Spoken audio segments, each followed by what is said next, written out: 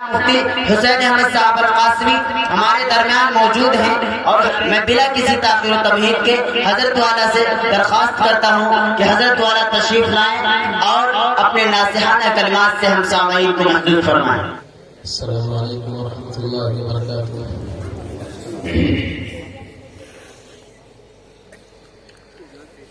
الحمد لله نحمده ونستعينه ونستغفره ونؤمن به ونتوكل عليه ونعوذ بالله من شرور أنفسنا ومن سيئات أعمالنا، من يهده الله فلا مضل له ومن يضلله فلا هادي له، ونشهد أن لا إله إلا الله وحده لا شريك له، ونشهد أن سيدنا وحبيبنا وشفيعنا وسندنا ومولانا محمدا عبده ورسوله، أما بعد، أعوذ بالله من الشيطان الرجيم، بسم الله الرحمن الرحيم، وأما من خاف مقام ربه ونهى النفس عن الهوى فإن الجنة هي المأوى، وقال النبي صلى الله عليه وسلم من حسن اسلام المرء تركه ما لا يعنيه، او كما قال عليه الصلاة والسلام۔ میں نور کے تڑکے میں جس وقت اٹھا سو کر،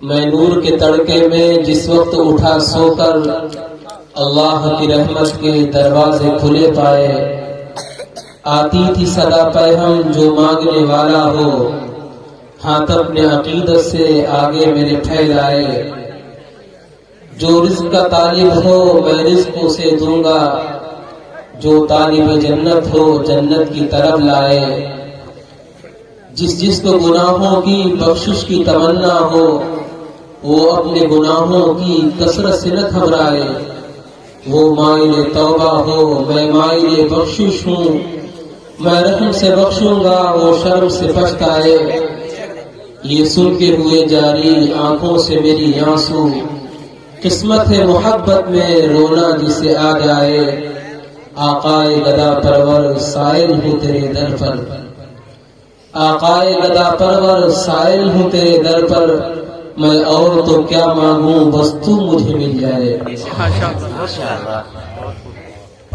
اسٹیج پر تشریف فرما حضرات علماء کرام، معزز سامعین حضرات، پردہ نشین پیاری ماں اور بہنوں، سردیوں کی رات اور وہ بھی کافی وقت گزر چکا ہے،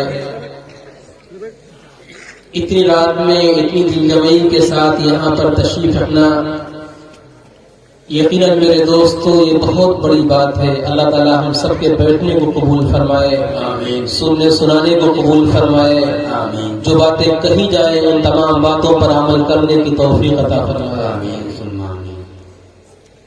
حضرت مولانا عبدالقدوس صاحب نے جلسے کا عنوان بڑا عجیب سا دیا ہے، جلسے سیرت النبی و اصلاح معاشرہ، اور چانا ہے یعنی مقرر کا بالکل خون نچوڑنا ہے، سیرت النبی کے اوپر بھی بولو اور اصلاح معاشرہ پر بھی بولو، دونوں کو ایک ساتھ جمع کیا۔ عام طریقے سے یا تو جیسے سیرت النبی ہوتا ہے یا اصلاح معاشرہ ہوتا ہے، لیکن انہوں نے دونوں موضوعات کو اکٹھا کیا ہے، اور یہ ہمارے خیال سے مشورہ ہوگا حضرت مولانا مقصود صاحب کا۔ میرا ایک مزاج ہے کہ جلسے کا جو عنوان ہوتا ہے میں اسی کے تحت گفتگو کرتا ہوں۔ اب آج بڑی دیر سے کشمکش میں ہوں کہ کس موضوع کا انتخاب کیا جائے، سیرت النبی کا انتخاب کیا جائے یا اصلاح معاشرہ کا۔ دعا کیجیے کہ اللہ تعالیٰ دونوں موضوعات پر کچھ اصلاح معاشرہ کی بات آ جائے اور کچھ سیرت النبی کی بات آ جائے، دونوں موضوعات پر اللہ تعالیٰ کچھ باتیں زبان سے ایسی کہلوا دے جو اس گنہگار کے لیے بھی مفید ثابت ہوں اور آپ کے لیے بھی فائدہ مند ہوں۔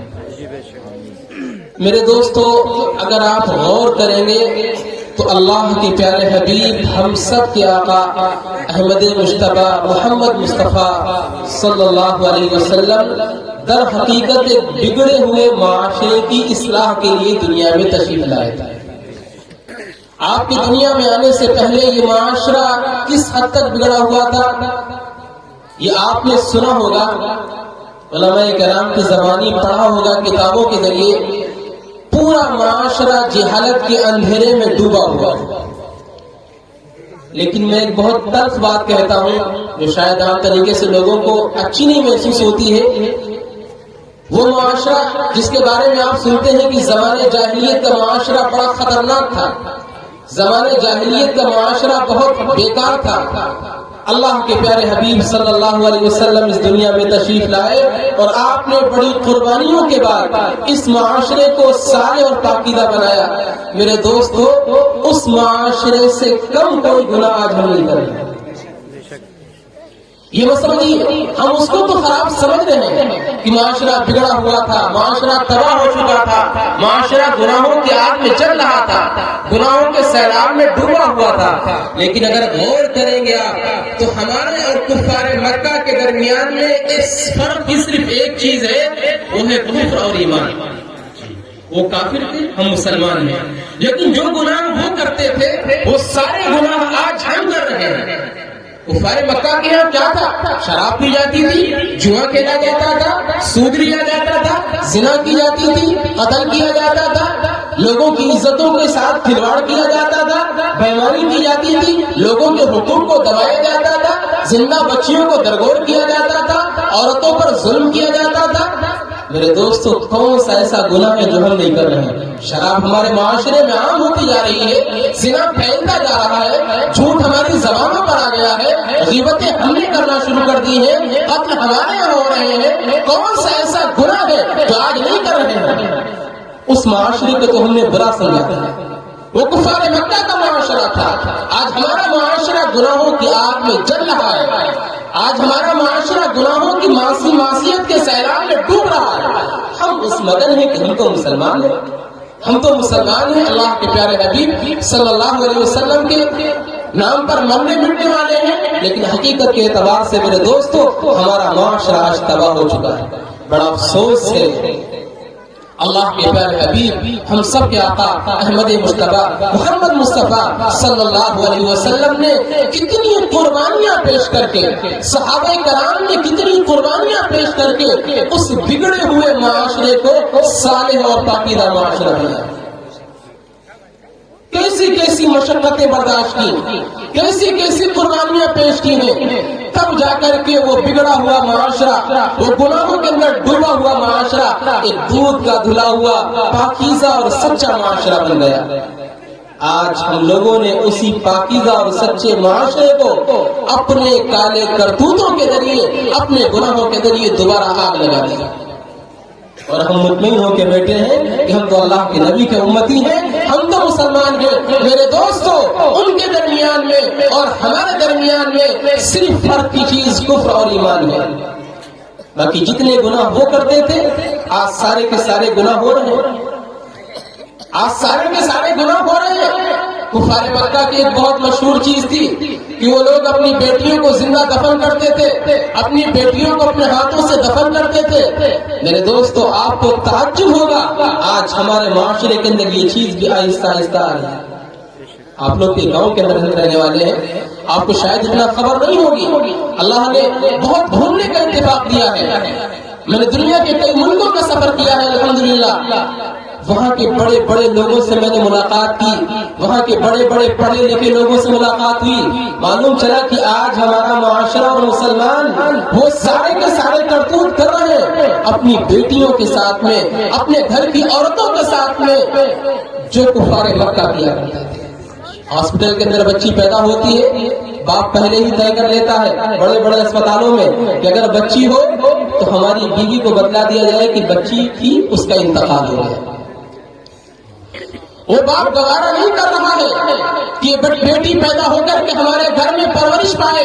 وہ پہلے ہی نرسوں سے طے کر لیتا ہے کہ اگر ہمارے گھر میں لڑکا پیدا ہو آ کر کے خوشخبری سنانا، اور اگر لڑکی پیدا ہو جائے تو ہمارے گھر والوں کو آ کر کے بتلا دینا کہ بچی پیدا ہوئی تھی، اس کا انتقال ہو گیا، مری ہوئی بچی پیدا ہوئی، اور لا کر کے اس کے سامنے اس طریقے سے ڈال دیا جاتا ہے.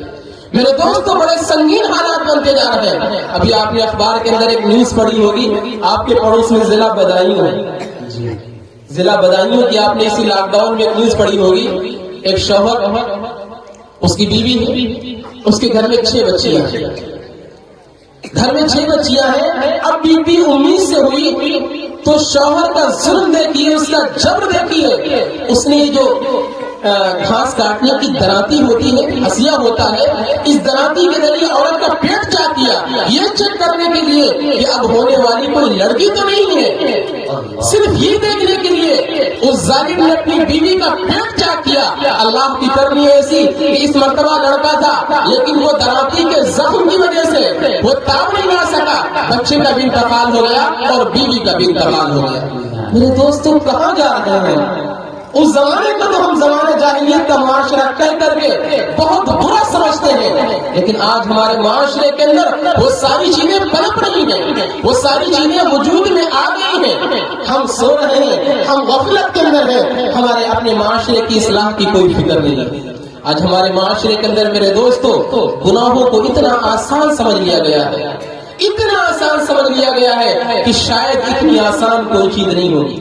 دنیا کی سب سے آسان تجارت گناہ ہو گیا، بلکہ لوگوں نے تو گناہوں کے نام بدل دیے، گناہوں کے نام تبدیل کر کے لوگ گناہ کر رہے ہیں. کسی نے آپ کو فون کیا، میاں کہاں ہو؟ ابا نے فون کیا، بیٹا کہاں ہو؟ بیٹا بازار میں ہے. اس نے کہتے نہیں، ذرا پڑوسی گھر میں بیٹھے ہوئے ہیں، اور بعد میں بولتا ہے کہ ہم نے ابا سے بہانہ کر لیا. بیوی شوہر سے بہانہ کرتی ہے. یہ بہانہ کیا ہے؟ یہ شیطان نے ایک لفظ بنایا ہے، آپ نے جھوٹ بولا ہے، جھوٹ کا نام تبدیل کر کے آپ نے اس کو بہانہ کر دیا. یہ تو جھوٹ کہا آپ نے. آپ کہہ رہے ہیں کہ ہم نے بہانہ کیا ہے فلاں آدمی سے، باپ بیٹے سے بہانہ کر رہا ہے، بیٹا باپ سے بہانہ کر رہا ہے، بیوی شوہر سے بہانہ کر رہی ہے، شوہر بیوی سے بہانہ کر رہا ہے، بیٹی ماں سے بہانہ کر رہی ہے، ماں بیٹی سے بہانہ کر رہی ہے. یہ بہانہ نہیں، یہ تو سراسر جھوٹ ہے. شیطان نے ایک لفظ بدل دیا ہے، جھوٹ کا نام بہانہ رکھ دیا ہے. آپ نے کسی کو سیدھا سمجھ کر کے اس کا مذاق بنایا، وہ جا رہا تھا کہیں، آپ نے کہیں راستہ بتلا دیا، بات کوئی اور تھی، آپ نے کوئی اور بات بتا دی، تو آپ کہتے ہیں کہ میں نے اس کو الو بنا دیا، میں نے اس کو بیوقوف بنا دیا. نام بدل دیا آپ نے اس کو دھوکہ دیا، آپ نے اس کو دھوکہ دیا ہے. اور ایک ایمان والا کسی کو دھوکہ نہیں دیتا ہے. آپ اپنے ایمان کی خیر بنائیں جو آپ نے کسی کو دھوکے کے نام پر الو بنایا.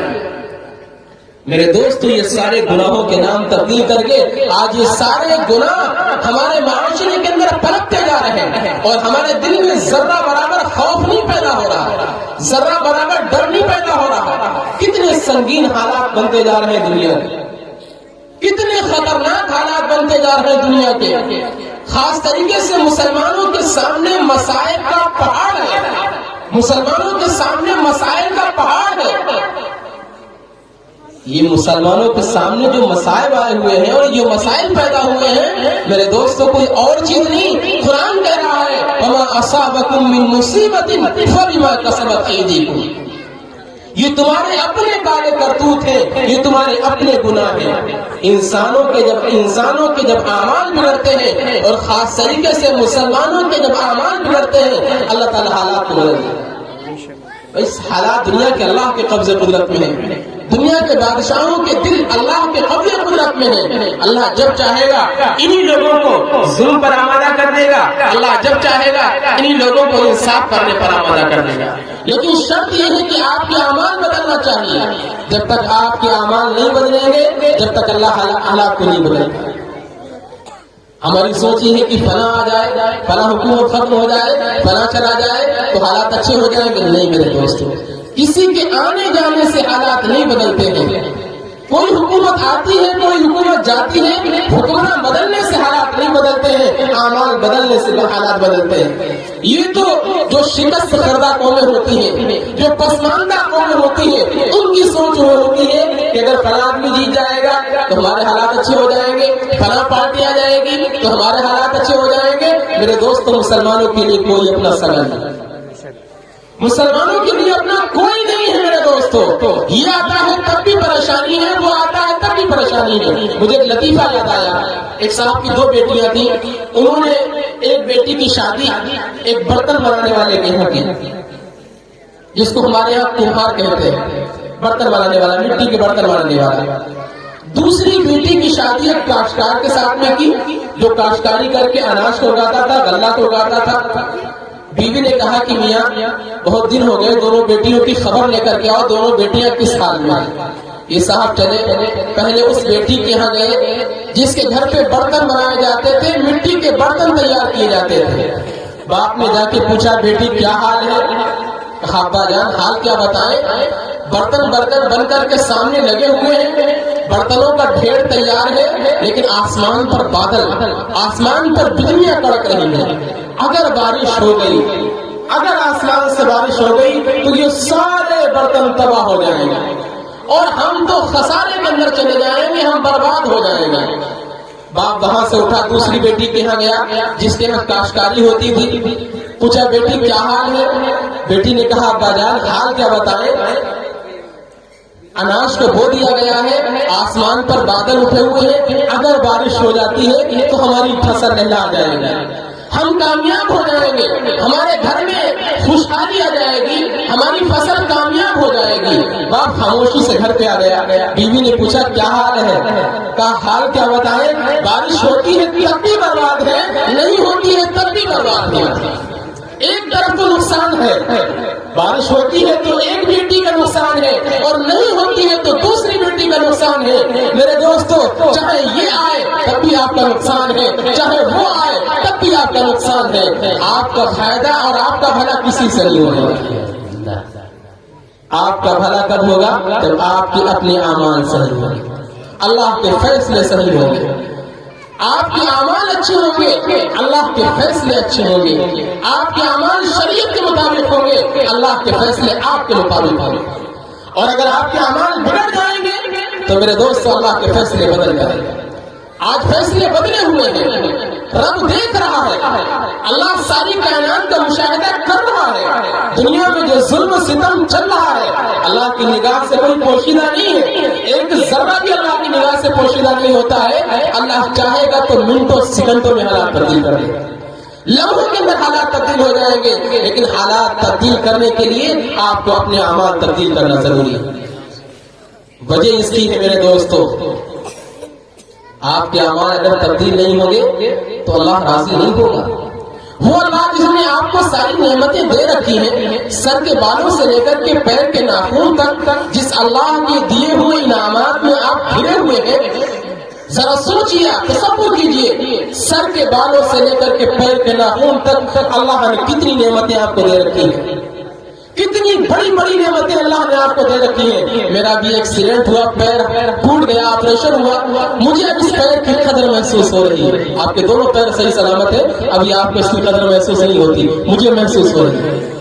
انسان کا جسم اللہ نے اتنا قیمتی بنایا ہے، جسم کا ایک ایک پارٹ، ایک ایک پرجا اللہ نے اتنا قیمتی بنایا ہے میرے دوستو، آپ اس کی ابھی قدر نہیں کر رہے ہیں. یہی انسان کے جسم کا اگر کوئی عضو فوت ہو جائے، ہلاک ہو جائے، برباد ہو جائے میرے دوستو، پھر آپ کے دل میں اس کی قدر ہوگی. جس اللہ نے آپ کو سر کے بالوں سے لے کر کے پیر کے ناخن تک ڈھانپ رکھا ہے، جو اللہ قسم قسم کی آپ کو نعمتیں دے رہا ہے، صبح سے لے کر کے شام تک نعمتوں کی بارش آپ پر ہو رہی ہے، کیا اس اللہ کی نافرمانی کرو گے وہ اللہ خوش رہے گا؟ اگر آپ کسی کو 100 روپے دو اور وہ آپ کا کام نہ کرے، آپ ایک مزدور کر کے لاؤ کرائے پر، اس کو آپ 200 روپے دن بھر کے لیے دو، وہ مزدور آپ کے گھر پہ آئے اور آنے کے بعد میں بیٹھا رہے، کیا آپ اس سے خوش ہو جاؤ گے؟ میرے دوستو یقین آپ خوش نہیں ہوں گے. یہی حال اللہ کا ہے. اللہ نے نعمتیں آپ کو دے رکھی ہیں اور اتنی نعمتیں آپ کو دی ہیں، میں عرض کرتا چلوں کہ اتنی نعمتیں تو کسی بادشاہ کو نہیں ملی. پہلے زمانے کے بادشاہوں کو بھی وہ نعمتیں میسر نہیں تھی جو اللہ نے آپ کو دے رکھی ہیں. جو نعمتیں اللہ نے اس وقت میں آپ کو مہیا کر رکھی ہیں، پہلے زمانے کے بادشاہوں کے فہم و گمان کے اندر بھی وہ نعمتیں نہیں آ سکتی تھیں. ذرا سوچئے، پہلے زمانے کے اندر کوئی ریل گاڑی نہیں تھی، ہوائی جہاز نہیں تھا، کوئی ٹرین نہیں تھی، کوئی بس نہیں تھی، کوئی موٹر سائیکل اور سائیکل نہیں تھی. پہلے زمانے میں بادشاہ کی سب سے تیز رفتار سواری کیا تھی؟ گھوڑا. سب سے تیز رفتار سواری بادشاہ کی گھوڑا، یعنی بادشاہ کو اگر دلی سے لکھنؤ جانا ہے تو کئی دن لگنا ہے. اور آپ کی صورتحال کیا ہے؟ آپ کی صورتحال کیا ہے؟ آپ کے پاس بائک ہے، اس سے بڑھ کر کے 4 ویلر، پھر بس، پھر ٹرین، پھر فلائٹ. آپ گھنٹوں کے اندر، یعنی ہفتوں کا سفر گھنٹوں کے اندر آپ طے کرنے والے ہیں. کیا اس زمانے کا بادشاہ اس کے بارے میں سوچ سکتا تھا؟ اس زمانے کے بادشاہ کو اگر ٹھنڈے پانی کی ضرورت ہوتی تھی تو اس کے لیے مخصوص مٹی کا گھڑا بنایا جاتا تھا، وہ مٹی کے گھڑے سے پانی پیتا تھا. آج آپ کے پاس فریج موجود ہے میرے دوستو، فریج کے اندر اتنا ٹھنڈا پانی ہوتا ہے، اس زمانے کا بادشاہ اس کے خواب کے اندر نہیں آ سکتا تھا اتنا ٹھنڈا پانی جو اللہ نے آپ کو نعمت دے رکھی ہے. اس زمانے کا بادشاہ، گرمی کے زمانے پہلے بھی آتے تھے، گرمی کے ایام پہلے بھی آتے تھے. جب گرمی ہوتی تھی اور شدت کی گرمی ہوتی تھی تو بادشاہ کے لیے بہت زیادہ ہانس جھیلنے والا پنکھا، بہت اگر خصوصی گرم ہو گیا تو موروں کے پروں سے بنا دیا گیا، بس خوبصورت بنا دیا گیا. لیکن کیا ہوتا تھا؟ صرف ہانس سے جھیلنے والا پنکھا. اور آپ کے پاس آج غریب آدمی کے پاس بھی بجلی کا پنکھا، کولر، تھوڑا بڑا آدمی ہے ایئر کنڈیشن. اس زمانے کا بادشاہ ایئر کنڈیشن کے بارے میں سوچ بھی نہیں سکتا تھا میرے دوست، تصور بھی نہیں کر سکتا تھا کہ ایئر کنڈیشن بھی کوئی ایسی چیز ہوگی جو باہر تمام گرمی ہوگی اور اپنے کمرے کی جب سٹکنی آپ بند کریں گے، اپنے کمرے کی آپ زنجیر بند کریں گے تو پورا کمرہ ٹھنڈا ہو جائے گا. کیا سوچ سکتا تھا اس زمانے کا بادشاہ؟ اس زمانے کے بادشاہ کو اگر کوئی خبر پہنچانا ہے تو وہ ایک خط لکھتا تھا اور اس خط کے اندر اپنے حوال لکھتا تھا. وہ خط لے کر کے تیز رفتار گھوڑا چلتا تھا اور وہ خط ہفتوں کے اندر، مہینوں کے اندر جا کر کے دوسرے ملک میں پہنچتا تھا. اور آپ کا خط، آپ نے یہاں سے نمبر ڈائل کیا، ہلو، یہاں بیٹھے ہوئے ہیں، ساؤتھ افریقہ سے بات ہو رہی ہے، منٹوں سیکنڈوں کے اندر آپ دنیا کے مشرق میں بیٹھے ہوئے ہیں اور آپ کی گفتگو مغرب میں چل رہی ہے. آپ دنیا کے اتر میں بیٹھے ہوئے ہیں اور آپ کی گفتگو دکن میں ہو رہی ہے. میرے دوستو، اللہ نے اتنے انعامات کیے ہیں، اتنے زیادہ انعامات کیے ہیں. اس زمانے کے بادشاہوں کو بھی وہ انعامات نہیں ملے تھے. لیکن میرے دوستو، پہلے زمانے کا جو بادشاہ بھی ہوتا تھا وہ شکر گزار ہوتا تھا. آج ہم اتنی نعمتیں حاصل کر کے، اتنی نعمتیں اللہ کے اپنے لیے استعمال کر کے، اس کے باوجود بھی اللہ کا شکر نہیں ادا کر رہے. ذرا سوچیے اللہ نے کتنی نعمتیں آپ کو دی ہیں. اگر میں نعمتیں آپ کو گناتا رہوں میرے دوستو صبح ہو جائے گا. آپ چھوٹا سا وجود اپنا دیکھیے، یہ انسان جو 5 فٹ کا ہے، 6 فٹ کا ہے، اللہ نے پوری دنیا کو، پوری دنیا کے نقشے کو اس 5 فٹ کے انسان میں سما دیا. اب غور تو کیجیے، آپ غور کر کے دیکھیے اللہ نے کیسے سارے عالم کو اس انسان کے اندر بٹھایا ہے. دیکھیے آسمان میں دو بلب ہوتے ہیں، ایک چاند ایک سورج. اللہ نے آپ کے یہاں 2 آنکھیں لگا دی، ایک داہنی آنکھیں ایک بائیں آنکھیں. دنیا کے اندر جتنی بھی زمین ہوتی ہے وہ 2 قسم کی ہوتی ہے. ایک زمین وہ ہوتی ہے جس کے اوپر کوئی سبزہ نہیں ہوتا ہے، جس کو آپ بنجر کی زمین کہتے ہیں. اور ایک زمین وہ ہوتی ہے جس کے اوپر سبزہ اگتا ہے، ہریالی اگتی ہے. اللہ نے ہمارے جسم میں 2 قسم کی کھال بنائی ہے. ایک کھال وہ ہے جس کے اوپر بال اگتے ہیں، یہ مثال ہے سبزہ والی زمین کی. اور ایک کھال وہ ہے جس کے اوپر بال نہیں اگتے ہیں، یہ مثال ہے بنجر زمین کی. اللہ نے اس زمین کے اندر نہریں بنائی، دریا بنائے، بڑے بڑے چشمے اگائے. اللہ نے انسان کے جسم میں نسیں بنا دی ہیں، ان نسوں کے ذریعے پورے جسم کے اندر خون دوڑ رہا ہے. یہ مثال ہے دریا اور سمندر کی، یہ مثال ہے چشموں کی.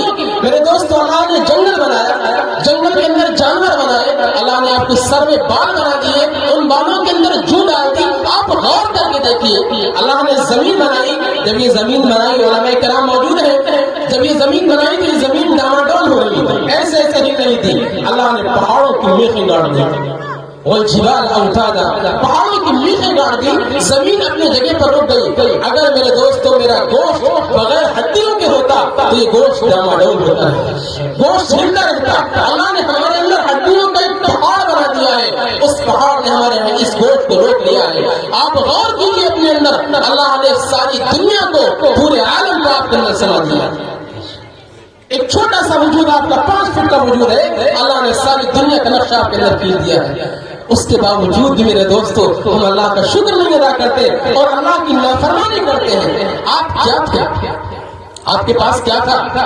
جب آپ پیدا ہوئے تھے آپ ہاتھ بھی نہیں ہلا سکتے تھے، آپ زبان سے بول بھی نہیں سکتے تھے، آپ پیر سے چل بھی نہیں سکتے تھے۔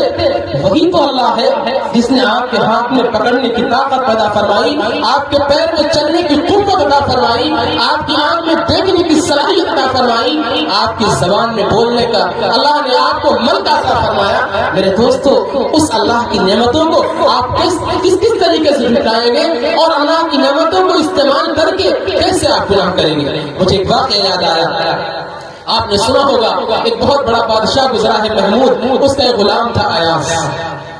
محمود اپنے ایاز غلام سے بہت زیادہ محبت کرتا۔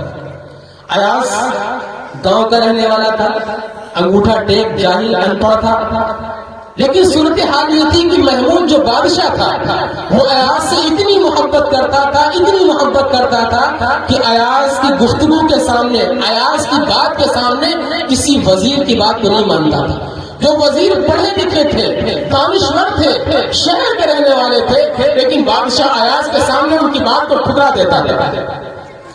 وزیروں کے دل میں حسد پیدا ہو گیا کہ ایاز چند دن سے بادشاہ کے پاس آیا اور اتنا بادشاہ میں قریبی ہو گیا کہ بادشاہ اس کے سامنے کسی کی بات کو سنتا ہی نہیں ہے۔ اور یہ میرے دوستو انسان کی فطرت ہے، جب انسان اپنے سامنے کسی کو ترقی کرتے ہوئے دیکھتا ہے اور خاص طریقے سے اگر کوئی چھوٹا ہو اور وہ ترقی کر رہا ہو تو بڑے بڑے لوگوں کے دل میں حسد پیدا ہو جاتا ہے۔ حالانکہ حسد بہت خطرناک بیماری ہے، کوئی معمولی بیماری نہیں ہے۔ اس کے سلسلے میں جتنی سخت وعید استعمال کی گئی ہے، میرے دوستوں کسی اور گناہ کے بارے میں اتنی سخت وعید نہیں آئی ہے۔ فرمایا ان الحسد یاکل الحسنات کما تاکل النار والحطب۔ حسد انسان کی نیکیوں کو ایسے تباہ و برباد کر دیتا ہے، ایسے کھا جاتا ہے جیسے آگ لکڑی کو کھا جاتی ہے۔ لکڑی میں آگ لگا دی جائے تو ساری لکڑی جل کے تباہ ہو جائے گی، ایسے ہی جس انسان کے دل میں حسد ہوتا ہے، جس انسان کے دل میں کینہ اور کپٹ ہوتا ہے، وہ بظاہر نمازیں تو پڑھتا ہے، روزہ رکھ رہا ہوتا ہے، زکات بھی دیتا ہے، حج بھی کرتا ہے، تلاوت بھی کرتا ہے، ذکر و اذکار بھی پڑھتا ہے، لیکن میرے دوستو اس کی ساری نیکیاں برباد ہیں، اس کی ساری نیکیاں تباہ ہیں۔ جس سینے کے اندر کینہ پنپ رہا ہے، جس دل کے اندر حسد پنپ رہا ہے، میرے دوستو اس کی نمازیں قبول نہیں ہے، اس کے روزے قبول نہیں ہے، اس کا حج اور زکات قبول نہیں ہے، سارا کا سارا ملیا میٹ ہو جائے گا۔ حضرت نوح علیہ السلام کے زمانے میں جب قیامت آئی تھی، طوفان آیا تھا، سارے لوگ تباہ ہو رہے تھے۔ اللہ نے حضرت نوح علیہ السلام کو حکم دیا تھا کہ اے نوح ایک کشتی بناؤ اور اس میں ہر چیز کا ایک جوڑا بٹھا لو۔ حضرت نوح علیہ السلام نے ہر چیز کا ایک جوڑا بٹھایا۔ سب سے پہلے کشتی پر چونٹی کو سوار کیا، ساری چیزوں کے ایک جوڑا بیٹھ گیا، سارے انسان جو لوگ ایمان لائے تھے وہ بیٹھ گئے۔ دیکھا کہ پانی کے اندر کشتی تیر رہی ہے، پڑوس میں ایک بڑے میاں بیٹھے ہیں جن کو کوئی جانتا بھی نہیں ہے اور ان کا کوئی جوڑا بھی ان کے ساتھ میں نہیں ہے۔ لوگوں نے آ کر کے حضرت نوح علیہ السلام سے کہا کہ لوگ اے اللہ کے پیغمبر، کشتی کے کنارے پر ایک بڑے میاں بیٹھے ہوئے ہیں، سفید داڑھی ہے، نورانی چہرہ ہے، کوئی ان کو پہچانتا نہیں ہے۔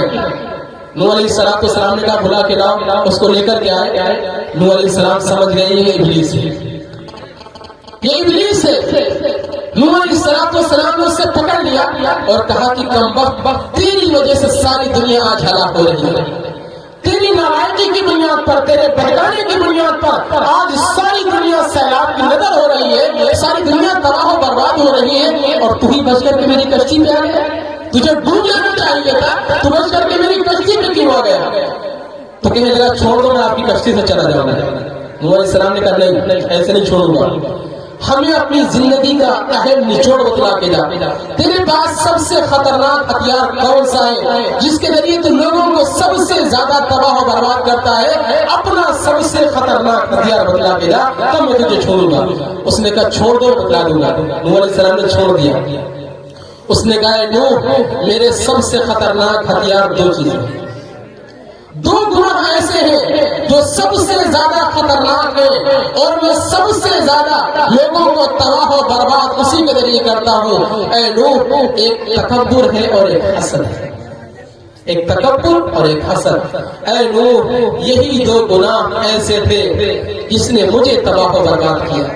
میں بھی انہیں دو گناہوں کی وجہ سے تباہ و برباد ہوا ہوں۔ میرے دل میں یہ آدم جس کو اللہ نے ابھی بنایا ہے یہ مٹی سے بنا ہے، اور مجھے اللہ نے برسوں ہزاروں سال پہلے بنایا ہے، اور میں آگ سے بنا ہوں۔ میری خاصیت یہ ہے کہ آگ کو اگر نیچے جلاؤ تو اوپر کو جاتی ہے، اور مٹی کی خاصیت یہ ہے کہ اگر اوپر کو پھینکو تو نیچے کو آتی ہے۔ انا خیر منہ، میں تو اس آدم سے بہتر ہوں، میں اس آدم کو سجدہ کیسے کروں؟ یہ آدم کل کی پیداوار ہے، اور میں برسوں سے اللہ کی عبادت کرتے آیا ہوں۔ میرے دل میں تکبر پیدا ہوا، اور میرے دوستوں میرے دل میں حسد پیدا ہوا کہ آدم جو کل پیدا ہوا، جو ہمارے سامنے جس کا پتلا بنایا گیا، ہمارے سامنے جس کے اندر روح پھونکی گئی، میں اس کو سجدہ کیسے کروں گا؟ یہ دو گناہ میرے اندر پیدا ہوئے، اللہ نے مجھے راہ درگاہ کر دیا، مجھے دربار سے نکال دیا گیا۔ اے نوح، اپنی قوم کو دو گناہوں سے بچائے رکھنا، ان سے کہنا تکبر نہ کرے، ان سے کہنا حسد نہ کرے۔ بہرحال بیان کر رہا تھا کہ ان وزیروں کے دل میں حسد پیدا ہو جائے۔ اب جس کے دل میں حسد پیدا ہوتا ہے تو اس کی پوری کوشش یہ ہوتی ہے کہ سامنے والے کو کیسے ذلیل کرو، اسے رسوا کرو، لوگوں کی نگاہ سے اسے گراؤ۔ چنانچہ ان وزیروں نے پلاننگ کی کس طریقے سے محمود کی نگاہ میں ایاز کو گرایا جائے، کس طریقے سے اس کا رتبہ کم کیا جائے، کس طریقے سے اس کو ذلیل اور رسوا کیا جائے۔ موقع کی تلاش میں لگے رہے، ایک موقع ہاتھ لگے۔ ان لوگوں نے دیکھا کہ ایاز کے پاس ایک صندوق ہے، اس صندوق کے اندر کوئی چیز رکھی ہوئی ہے۔ ایاز دن میں 2-4 بار اس صندوق کو کھول کے دیکھتا ہے، اور اس صندوق کی چابی کسی کو نہیں دیتا ہے۔ انہیں پورا یقین ہو گیا کہ اس کا مطلب یہ ہے کہ ایاز نے شاہی خزانے سے ہیرے اور جواہرات چوری کر کے اس میں رکھے ہیں، اس لیے کہ ایاز دن میں 2-4 مرتبہ کھول کے بھی دیکھتا ہے اور چابی بھی کسی کو نہیں دیتا ہے۔ گئے بادشاہ کے پاس کہ بادشاہ سلامت، یہ جو آپ کا موچڑا غلام ہے، جو آپ کا چہیتا غلام ہے، اس نے شاہی خزانے سے چوری کی ہے، اور اس کی دلیل یہ ہے کہ اس نے ہیرے اور جواہرات چرا کر کے ایک صندوق میں رکھے ہیں، اس صندوق کی چابی کسی کو نہیں دیتا ہے، اور دن میں کھول کے 2-4 بار دیکھتا بھی ہے۔ ایاز نے کہا ایسا ہے؟ محمود نے کہا ایسا ہے۔ بلاؤ ایاز کو۔ مجمع کے اندر بلایا گیا، سارے وزیر موجود ہیں، بادشاہ اپنی کرسی میں بیٹھا ہوا ہے۔ ایاز آیا، جی بادشاہ سلامت۔ کہا ایاز تمہارے پاس کوئی صندوق ہے؟ جی ہے۔ دن میں 2-4 بار کھول کے بھی دیکھتے ہو؟ جی ہاں کھول کے دیکھتا ہوں۔ اس کی چابی کسی کو نہیں دیتے ہو؟ نہیں کسی کو نہیں دیتا ہوں۔ اب بادشاہ کو بھی تھوڑا سا شک ہوا، اس کا مطلب کچھ دال میں کالا ہے۔ بادشاہ نے کہا چابی مجھے۔ بادشاہ نے چابی مانگی، ایاز نے فوراً جیب سے چابی نکالی اور دے دی۔ بادشاہ نے حکم دیا جاؤ ایاز کے صندوق میں جو بھی ہے وہ سارا کا سارا لے کر کے میرے سامنے پیش کرو۔ وزیر بڑے خوش ہو گئے کہ آج تو ایاز رسوا ہو جائے گا، آج تو بادشاہ کی نگاہ میں گر جائے گا، آج تو ذلیل ہو جائے گا۔ گئے جا کر کے چابی کو پھالے کو کھولا، لیکن جب صندوق کو کھولا ہے میرے دوستو تو ان کی آنکھیں پھٹی کی پھٹی رہ گئی۔ اس میں کوئی سونا نہیں تھا، کوئی اس میں جواہرات نہیں تھے، اس میں کوئی موتی اور منگیر نہیں تھے، اس میں ایک پھٹا ہوا کرتا تھا، ایک پرانی لنگی تھی اور ٹوٹے ہوئے جوتے تھے۔ یہ 3 چیزیں اس کے اندر موجود ہیں، اور سارے وزیر حیران ہیں، اللہ یہ کیا ماجرا ہے؟ پھٹا ہوا کرتا، پرانی لنگی، ٹوٹے ہوئے جوتے۔ لیکن بادشاہ نے کہہ دیا تھا کہ جتنا بھی ہے لا کر کے میرے سامنے پیش کرو۔ بادشاہ کے سامنے لا کے تینوں چیزیں رکھ دی گئی۔ بادشاہ دیکھ کے مسکرایا، کہا ایاز یہ کون سا ایسا قیمتی سامان ہے جس کو تم دن میں 2-4 بار کھول کے دیکھتے تھے اور جس کی چابی تم کسی کو نہیں دیتے تھے؟ میرے دوستو ایاز نے جو جواب دیا ہے وہ جواب آپ کو سنانا ہے۔ ایاز نے کہا ذرا غور سے سنیے گا میرے دوستو، بیدار ہو کے سنیے گا۔ ایاز نے کہا بادشاہ سلامت، جب میں پہلی بار گاؤں سے چل کر کے آپ کی خدمت میں حاضر ہوا تھا، میرے جسم کے اوپر یہی پھٹا ہوا کرتا تھا، یہی پرانی لنگی تھی اور یہی ٹوٹے ہوئے جوتے تھے۔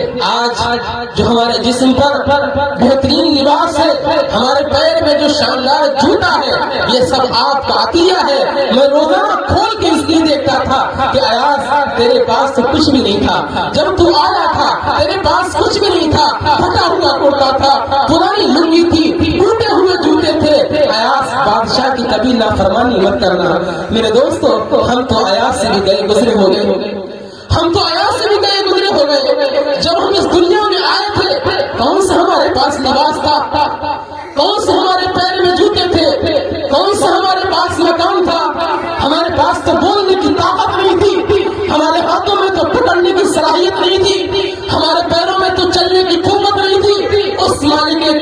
نے ساری چیزیں ہمیں دے دی، آنکھوں میں دیکھنے کی صلاحیت، ہاتھوں میں پکڑنے کی قوت، پیروں میں چلنے کی طاقت، اس اللہ نے ہمیں کپڑے دے دیے، اس اللہ نے ہمیں مکان دے دیا، اس اللہ نے ہمیں کاروبار دے دیا، اس اللہ نے ہمیں گاڑیاں دے دی، اس اللہ نے ہمیں بنگلے دے دیے، اس اللہ نے ہمیں اولاد دے دی، بیوی بچے دے دیے، پھر بھی ہم اس اللہ کی نافرمانی کر رہے ہیں۔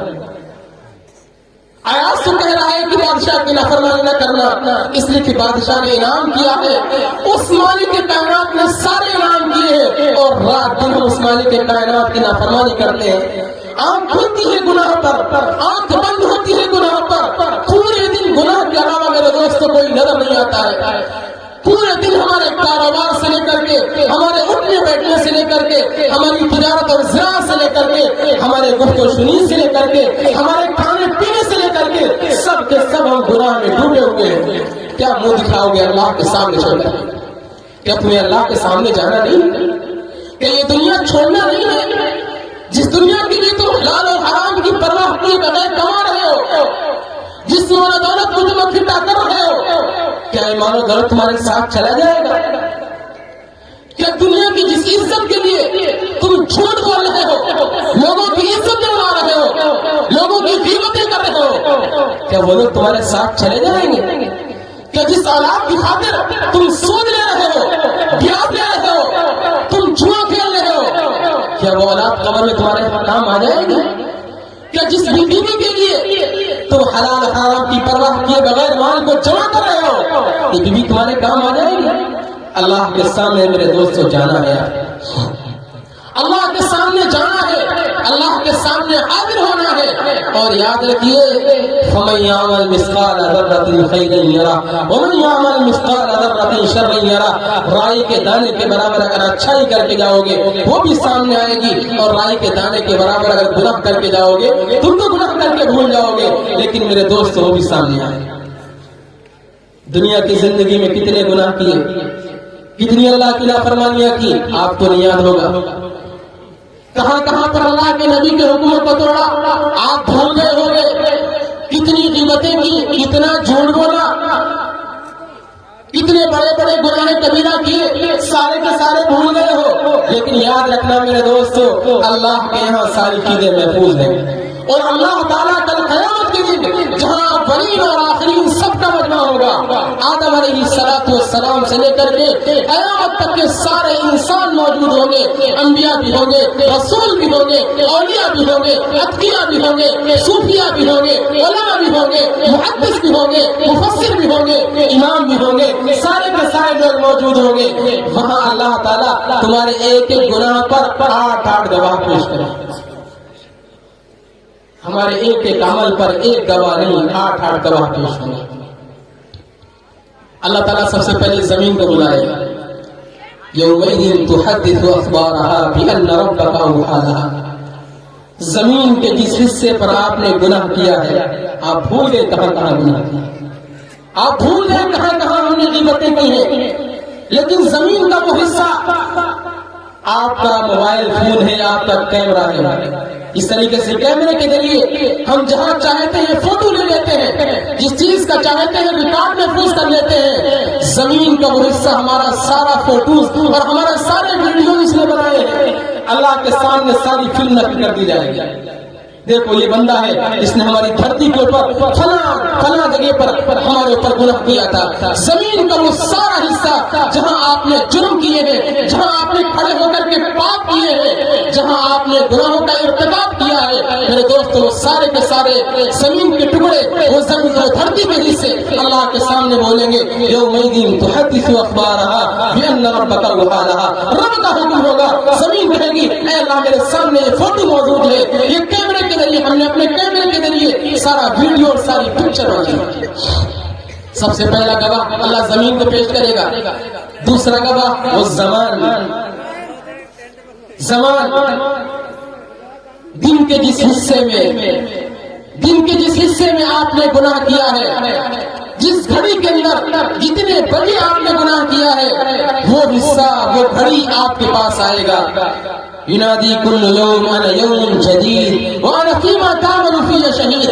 جب صبح ہوتی ہے تو دن جو ہمیں دکھائی نہیں دیتا ہے، یہ دن اعلان کرتا ہے اور کہتا ہے کہ اے بندے ذرا ہوشیار رہنا، دن کے جس حصے میں تو گناہ کرے گا میں اللہ کے سامنے گواہی دوں گا۔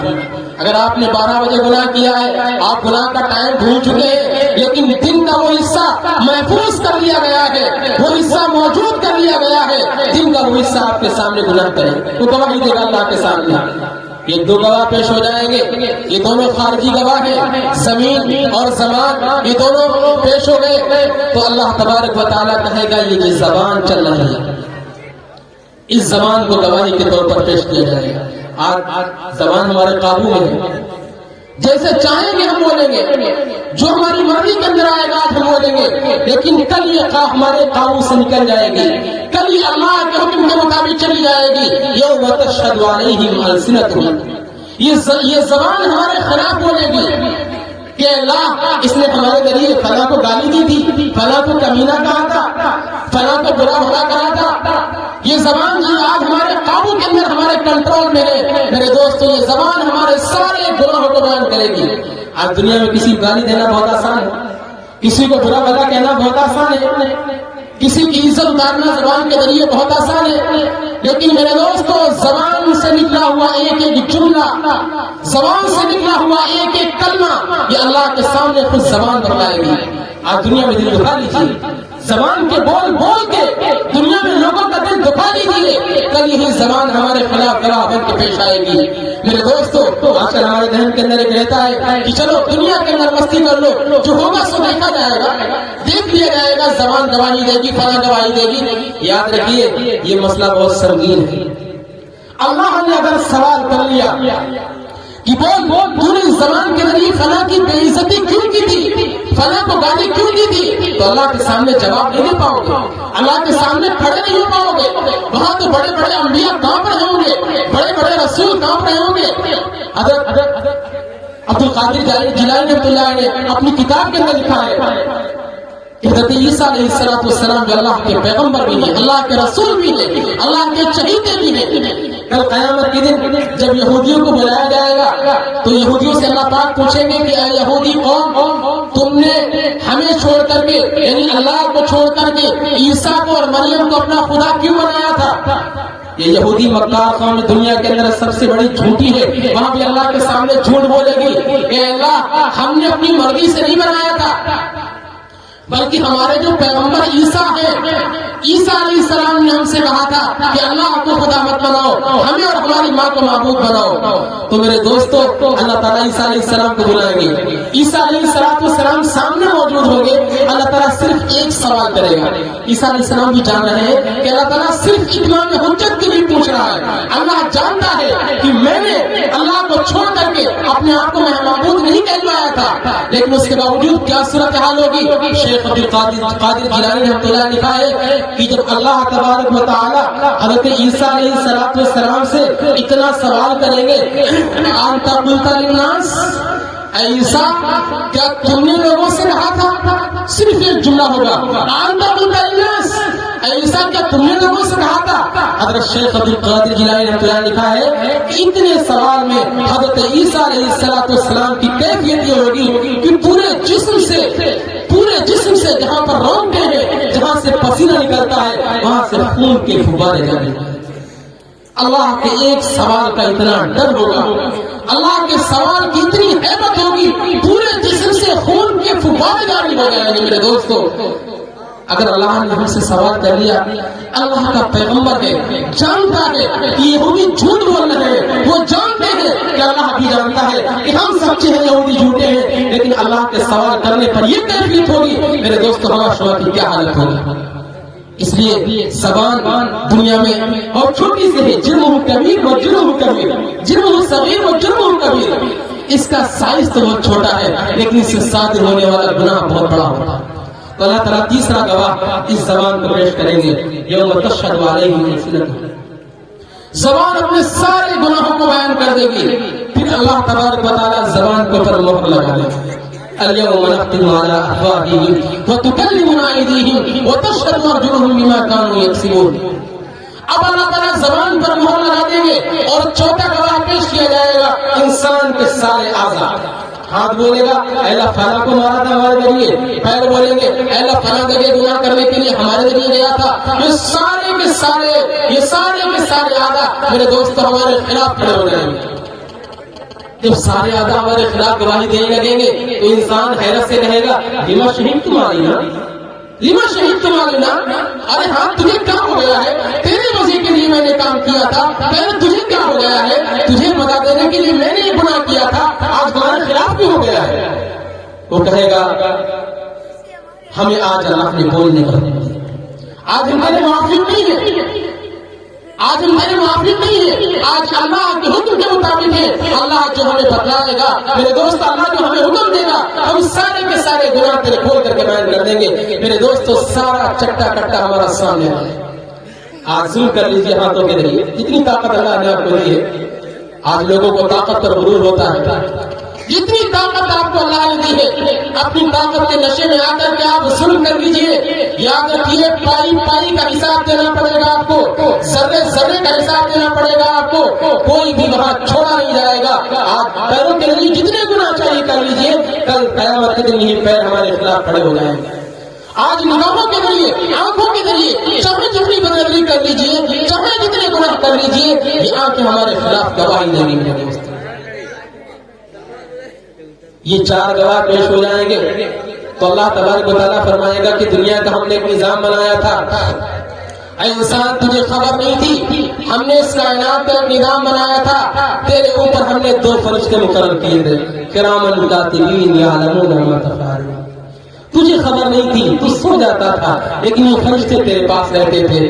تو دنیا کے کاروبار میں جاتا تھا، یہ فرشتے تیرے پاس رہتے تھے. تو دنیا کے جھمیلوں میں ہوتا تھا، یہ فرشتے تیرے پاس رہتے تھے. اور ہمارے یہ فرشتے کوئی غلط بات نہیں لکھتے تھے، جو تیری زبان سے نکلتا تھا اسی کو نوٹ کرتے تھے. چنانچہ فرشتے کو بلایا جائے گا، فرشتے گواہی دیں گے اے اللہ اس کی ساری زندگی کا ڈیٹا میرے پاس ہے، ساری زندگی کی تمام چیزیں احوال ہمارے پاس ہے، سارا کا سارا ہم اس کو گواہی دیتے ہیں. فلاں موقع پر فلاں وقت میں اس نے گناہ کیا تھا. اللہ تعالیٰ کہے گا ٹھیک ہے، یہ 5 گواہ پیش ہو گئے، اب ہمارے پاس 6ٹھا گواہ بھی ہے، وہ ہے انسان کا نام اعمال. زمین نے گواہی دی، زمان نے گواہی دی، زبان نے گواہی دی، انسان کی اعضاء نے گواہی دی، فرشتوں نے گواہی دی. گواہی کافی ہو چکی تھی لیکن اللہ اتمام حجت کر رہا ہے، اس لیے کہ اللہ نے اسلام فرمایا، اللہ نے اعلان کر دیا ہے وَلَا يَظْلِمُ رَبُّكَ فَقِيرًا. اللہ آپ کا رب ذرہ برابر بھی کسی پر ظلم نہیں کرے. اللہ اتمام حجت کے لیے 5واں 6ٹھا گواہ پیش کرے گا اور وہ ہوگا انسان کا نام اعمال. ابھی نام اعمال کیسا ہوگا؟ قرآن کہتا ہے جب انسان اپنے نام اعمال کو دیکھے گا تو چیخ پڑے گا مَا لِهَذَا الْكِتَابِ لَا يُغَادِرُ صَغِيرَةً وَلَا كَبِيرَةً إِلَّا أَحْصَاهَا. ہمارے اس نام اعمال کو کیا ہوا؟ اس میں نہ تو کوئی چھوٹا گناہ چھوٹا ہے، نہ کوئی بڑا گناہ چھوٹا ہے، سارے کے سارے گناہ اس کے اندر موجود ہیں. میرے دوستو نام اعمال دیکھ کر کے انسان حیران ہو جائے گا. وہ گناہ جو آپ کے وہم و گمان سے پرے چلے گئے، جو آپ کے دل و دماغ سے مٹ گئے، جن کو آپ کر کے بھول گئے، لیکن وہ سارے کے سارے گناہ اس کے اندر درج ہوئے. اللہ تعالیٰ ایک گناہ کہلوائے گا کہ دیکھو فلاں موقع پر فلاں وقت میں تم نے یہ گناہ کیا تھا. اللہ کہے گا ہاں کیا تھا، لکھا ہوا ہے نام اعمال کے اندر. نام اعمال کے اندر ذرہ برابر نہ تو کمی کی جائے گی نہ زیادتی کی جائے گی. جیسا انسان کا نام اعمال ہوگا ویسا میرے دوستوں پیش کیا جائے گا. جب یہ 6 گواہ پیش ہو جائیں گے، آگے کے 2 گواہ بڑے خطرناک ہوں گے. یہ 6 گواہ پیش ہو گئے، اللہ تعالیٰ فرمائے گا کہ دیکھو یہ 6 گواہ تو وہ تھے جو جن کا تعلق تم سے تھا. اب 7واں گواہ میرے دوست جو آ رہا ہے وہ دل پہ ہاتھ رکھنے والا ہے. اللہ اپنے حبیب کو ارشاد فرمائے گا وَجِئْنَا بِكَ عَلَىٰ هَٰؤُلَاءِ شَهِيدًا. اے حبیب تمہارے ایک ایک امتی کا نام اعمال تمہارے سامنے پیش کیا گیا ہے. ہم دنیا میں جو بھی کام کرتے ہیں، جو بھی عمل کرتے ہیں، حدیث میں آتا ہے کہ جمعرات کے دن اللہ کے نبی علیہ السلام کے سامنے امت کا سارا نام اعمال پیش کیا جاتا ہے، ایک ایک کا نام اعمال پیش کیا جاتا ہے. اللہ تبارک و تعالیٰ کہے گا میرے حبیب ان کے گناہوں پر گواہی ان کے گناہوں پر گواہی دے۔ میرے دوستو، اللہ کے نبی علیہ السلام تو ہم سب کے لیے رحمت بن کے آئے تھے، ہم سب کے لیے شفقت بن کے آئے تھے، ہم سب کے لیے رونے والے تھے، ہم سب کے لیے کاٹنے والے تھے۔ وہ کل قیامت کے دن کھڑے ہو کر کے ہمارے گناہوں پر گواہی دے۔ کون پیغمبر ہے؟ کون گواہی دے رہا ہے؟ اللہ کا وہ حبیب جو راتوں رات آپ کے لیے رویا ہے، جس نے کلفتیں آپ کے لیے برداشت کی ہے، جس نے مشقتیں آپ کے لیے برداشت کی ہیں، جس کا گھروال اڑ گیا، جس کا خاندان اڑ گیا، اس نے زبان کے اوپر شکوہ نہیں لایا، لیکن اس امت کے لیے روتے رہے، اس امت کے لیے بلکتے رہے، اس امت کے لیے دعائیں کرتے رہے، مغفرت کرواتے رہے۔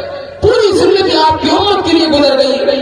میں تو عام طریقے سے کہا کرتا ہوں، دنیا کی کوئی ماں سے نہیں ہے جو اتنا روئی ہو جتنا پیارے آقا اس امت کے لیے روئے ہو۔ کوئی باپ ایسا نہیں ہے جس نے اتنے آنسو بہائے ہو جتنے ہمارے نبی نے ہمارے لیے آنسو بہائے ہیں۔ دیکھیے اپریل کا مہینہ ہے، اپریل کے مہینے کے اندر مکے کے اندر شدید گرمی ہوا کرتی ہے۔ اپریل کے مہینے میں اللہ کے نبی علیہ السلام حجۃ الوداع کے لیے گئے ہوئے ہیں۔ اوپر کوئی سائبان نہیں ہے، آپ اونٹنی کے اوپر بیٹھے ہوئے ہیں، عرفات کا میدان ہے۔ آپ نے 6-6.5 گھنٹے دھوپ کے اندر رو رو کر کے صرف اس امت کے لیے دعائیں کی۔ کوئی ماں سے لے کر کے آؤ جو 6 گھنٹے دھوپ کے اندر، اور عرب کی دھوپ کے اندر، عرب کی دھوپ کے اندر میرے دوستوں آپ 10 منٹ نہیں کھڑے ہو سکتے۔ میں نے اپنی آنکھوں سے دیکھا ہے۔ عرب کی دھوپ کے بارے میں آپ نے پڑھا ہوگا کہ وہاں کی دھوپ جلتا ہوا توا بنا دیتی ہے زمین کو، لیکن جس نے دیکھا ہے وہ کیا رہا ہے، میں نے اپنی آنکھوں سے مشاہدہ کیا ہے، آپ 10 قدم دھوپ کے اندر پیدل نہیں چل سکتے ہو۔ ایک مرتبہ اتفاق ہو گیا، مدینہ منورہ کے اندر دھوپ بڑی تیز تھی، مجھے پیشاب کے لیے جانا تھا مسجد نبی کے اندر، تو تھوڑی دور تقریباً 10 قدم بھی نہیں ہوگے، 5 قدم مشکل سے تھے۔ میں نے سوچا چپل کہاں لے کے جاؤں، وہاں چپل تو رکھی رہتی ہے، میں پیدل چل گیا۔ واللہ بتا رہا ہوں کہ 5 قدم کے اندر 5-6 قدم میں چلا ہوں مشکل سے، میرے پیر کے اندر چھالے پھٹے۔ اتنی شدید دھوپ ہوتی ہے میرے دوستوں، ایسا محسوس ہوتا ہے آسمان سے آگ برس رہی ہے۔ اللہ کا پیغمبر اس تپتی ہوئی دھوپ کے اندر، اس بلبلاتی ہوئی دھوپ کے اندر 6-6.5 گھنٹے آپ کے لیے رویا ہے۔ وہاں آپ نے 6-6.5 گھنٹے صرف امت کے لیے دعائیں مانگی ہیں، حسن و حسین کے لیے نہیں مانگی، عثمان و علی کے لیے نہیں مانگی، فاطمہ و عائشہ کے لیے نہیں مانگی۔ آپ کو معلوم تھا، آپ کو وحی کے ذریعے بتلا دیا گیا تھا کہ عثمان کو مدینے میں 40 دن بھوکا اور پیاسا رکھ کے شہید کیا جائے گا۔ آپ نے عثمان کے لیے دعا نہیں مانگی، آپ کو وحی کے ذریعے بتلا دیا گیا تھا کہ کربلا کے میدان میں ہمارے نواسے حسین کو بھوکا اور پیاسا شہید کر دیا جائے گا، لیکن آپ نے حسین کے لیے دعا نہیں مانگی۔ آپ کو معلوم تھا کہ ہماری آنے والی نسل کو ذبح کیا جائے گا، کربلا کے میدان میں ذبح کیا جائے گا، معصوم بچوں کے سر اتارے جائیں گے، لیکن آپ نے ان کے لیے دعائیں نہیں مانگی۔ دعائیں مانگی ہیں تو اس امت کے لیے مانگی ہیں، روئے ہیں تو اس امت کے لیے روئے ہیں، آنسو بہائے ہیں تو اس امت کے لیے آنسو بہائے ہیں۔ ہر وقت اسی امت کی فکر رہتی تھی، بالکل آخری وقت ہے، آپ دنیا سے جانے والے ہیں، بستر عرارت پر آپ تشریف فرما ہے، جبریل امین آتے ہیں، اے اللہ کے پیغمبر ملک الموت ساتھ میں آئے ہوئے ہیں، اجازت مانگ رہے ہیں، اگر آپ کی اجازت ہو تو آپ کے پاس آئیں گے، اگر آپ کی اجازت نہیں ہوگی تو باہر چلے جائیں گے۔ اللہ کے نبی علیہ السلام نے فرمایا بلاؤ، ملک الموت آئے، سلام کیا، بیٹھ گئے۔ اے اللہ کے نبی، اللہ نے آپ کو 2 اختیار دیے ہیں، عشق معشیتا، اگر آپ دنیا میں زندہ رہنا چاہتے ہیں تو جب تک آپ زندگی چاہتے ہیں آپ جیئے، آپ دنیا میں رہیے، آپ کو موت نہیں آئے گی، لیکن اگر اللہ سے ملاقات کرنا ہے، اللہ سے ملنا ہے تو اللہ سے ملاقات کا واحد راستہ موت ہے۔ ایک نہ ایک دن آپ کو موت کا مزہ چکھنا پڑے گا۔ اللہ کے نبی علیہ السلام نے جبریل امین کو دیکھا، جبریل مجھے اللہ سے ملنے کا شوق ہے، میں اللہ سے ملاقات کرنا چاہتا ہوں، لیکن آخری وقت میں میرا ایک سوال ہے، آخری وقت میں میرے دل میں ایک سوال پیدا ہو رہا ہے، میرے جانے کے بعد، میرے دنیا سے تشریف لے جانے کے بعد میری امت کا کیا بنے گا، میری امت کا کیا بنے گا؟ جبریل نے سر جھکا لیا، اللہ کے نبی اس کا جواب تو میرے پاس نہیں ہے، میں اللہ سے معلوم کر کے آتا ہوں، کہا جاؤ میرے رب سے معلوم کرو۔ آپ کا حبیب آپ کے پاس آنا چاہتا ہے، لیکن آتے آتے آخری سوال یہ ہے کہ میرے بعد میری امت کا کیا ہوگا؟ جبریل امین گئے، اے اللہ، اے خداوند قدوس آقا، آپ کا حبیب آپ کے پاس آنا چاہتا ہے، لیکن آخری سوال یہ ہے کہ میرے بعد میری امت کا کیا ہوگا؟ کہا جاؤ، اللہ نے فرمایا جاؤ تمہارے جانے کے بعد تمہاری امت کا نگہبان میں جبریل امین آئے اللہ کے نبی، اللہ نے امت کی ذمہ داری لے لی ہے. پیارے آقا نے فرمایا ملک الموت اور اب کوئی فکر نہیں ہے. میرے دوستو آخری وقت میں اگر کسی کی فکر ہو رہی ہے تو ہم جیسے گنہگاروں کی ہو رہی ہے، ہم جیسے سیاکاروں کی ہو رہی ہے، ہم جیسے بدکاروں کی ہو رہی ہے. آخری وقت میں امت کا سوال ہے. آخری وقت میں یہ سوال نہیں کیا فاطمہ کے گھر میں چولہا نہیں جلا ہے وہاں کیا بنے گا، عائشہ کے گھر میں کھانے بنی ہے وہاں کیا بنے گا، حسن و حسین بھوک سے بلک رہے ہیں وہاں کیا بنے گا. نہیں میرے دوستو، آخری وقت میں سوال ہے تو صرف امت کا سوال ہے. اور کل قیامت کا دن ہوگا. روایات کے اندر ہے کہ کل قیامت کے مجمع میں اللہ تعالیٰ سارے مجمع کے اندر انبیاء علیہ السلام کے لیے ممبر بچھوائے گا. سارے نبیوں کا اپنا ایک ممبر ہوگا. حضرت آدم علیہ السلام کا ایک ممبر، حضرت نوح علیہ السلام کا ایک ممبر، ہر نبی کا ایک ممبر ہوگا.